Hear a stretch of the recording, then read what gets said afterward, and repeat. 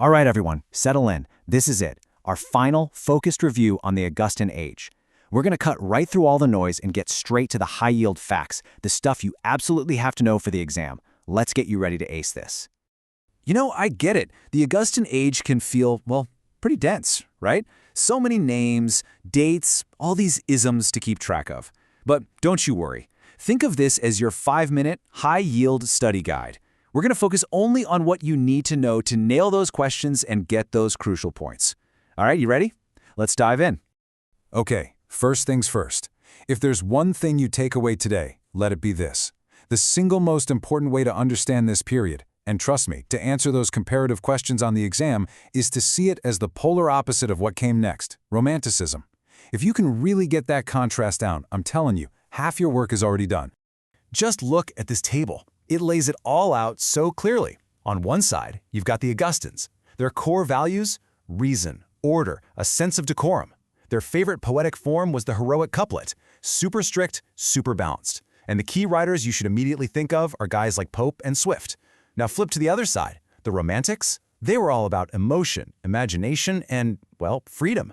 They completely broke out of that tight couplet form and went for things like the ode. Here you're thinking of Wordsworth and Keats. This isn't just some small literary shift, folks. This is a total revolution in thinking. Okay, so let's get into the nitty-gritty. Let's look at the actual tools and ideas that really defined this age. And I mean it, pay close attention here, because this stuff comes up on the exam all the time. So, the heroic couplet, you absolutely have to understand this. It's not just a fancy rhyme scheme, okay? It's literally their worldview in miniature. Think about it. 2 rhyming lines, always in iambic pentameter, forming one complete, balanced thought. It's like a neat little package. That love of symmetry, of balance, of everything having a nice, tidy closure, that is the Augustan mindset captured in poetry. And here's the perfect example. Just listen to this from Pope. Know then thyself, presume not God to scan. The proper study of mankind is man. See that perfect balance? Know thyself on one side, don't try to figure out God on the other. It's a whole philosophical argument wrapped up in 2 perfect, rational lines. That right there is peak Augustan style. All right, let's talk about their favorite weapon, satire. Specifically, the mock heroic.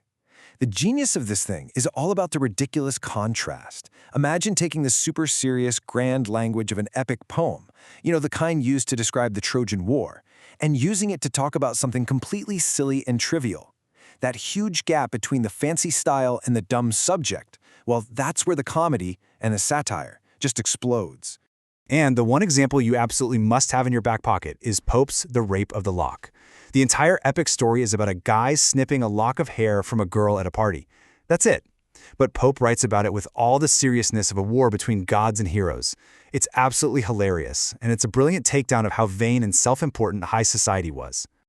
But hey, it wasn't all about poetry. This era gave us something huge, the modern English novel. So how did that happen? Well, you've got this perfect storm. First, you have coffee houses popping up everywhere. Think of them like the 18th century internet, places where people from different classes could gather and debate ideas.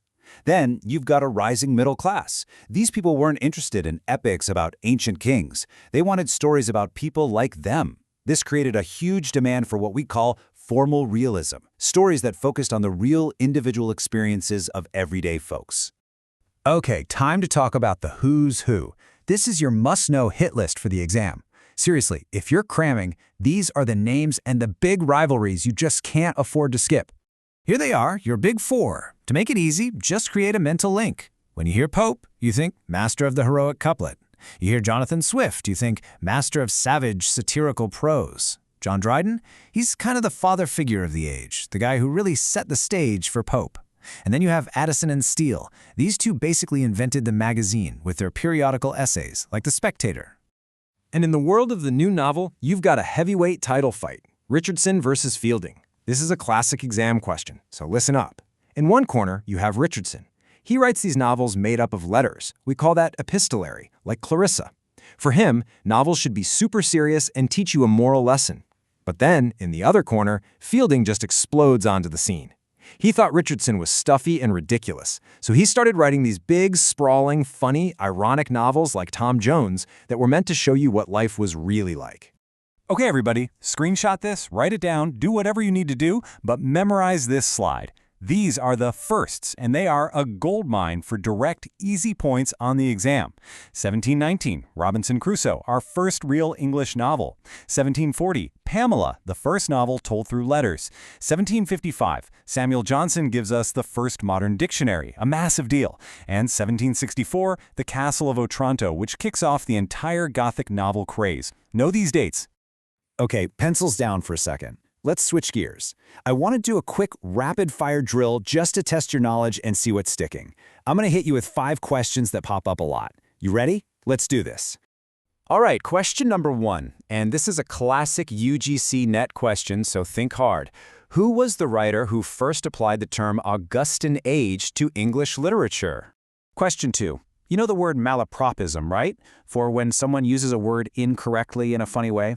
Well, it comes from a character named Mrs. Malaprop. My question is, which play by Sheridan is she from? Number 3 is all about that timeline we just talked about. Which of these is the correct chronological order of publication? Is it A, Robinson Crusoe, then Pamela, then Tom Jones, or B, Pamela, then Robinson Crusoe, then Tom Jones? Question 4. Dryden's Macflecknoe is one of the first great mock-heroic poems in English. It's a massive satirical attack. But on who? Which fellow playwright was he making fun of? And finally, question 5. Let's talk Gulliver's Travels. In his journeys, which group does Gulliver meet that represents a society governed by pure, cold reason? All right, let's check the answers. How'd you do? Number 1, it was Oliver Goldsmith. Number 2, the play is The Rivals. Number 3, the correct order is A, Robinson Crusoe in 1719, Pamela in 1740, and Tom Jones in 1749. Number 4, the poor guy Dryden targeted was Thomas Shadwell. And number 5, that would be the Houyhnhams, the Society of Rational Horses. So, how did you do? Hey, if you got 3 or more right, you are in excellent shape for the exam. So let's boil it all down. If your brain is full and you can only remember one thing, make it this. The Augustan Age championed reason, order, and satire. It was the era that perfected the heroic couplet and, this is the big one, gave birth to the modern English novel. That's the headline, that's what you need to know. And I'll leave you with one final thought, something to connect the dots. Just think about it. How does a period so completely obsessed with reason, with social order, with putting everything into a neat little box, how does that inevitably lead to the complete explosion of emotion and rebellion that was the Romantic period? It's like a pendulum swinging back, isn't it? Something to chew on. All right, that's it for me. Go and crush that exam.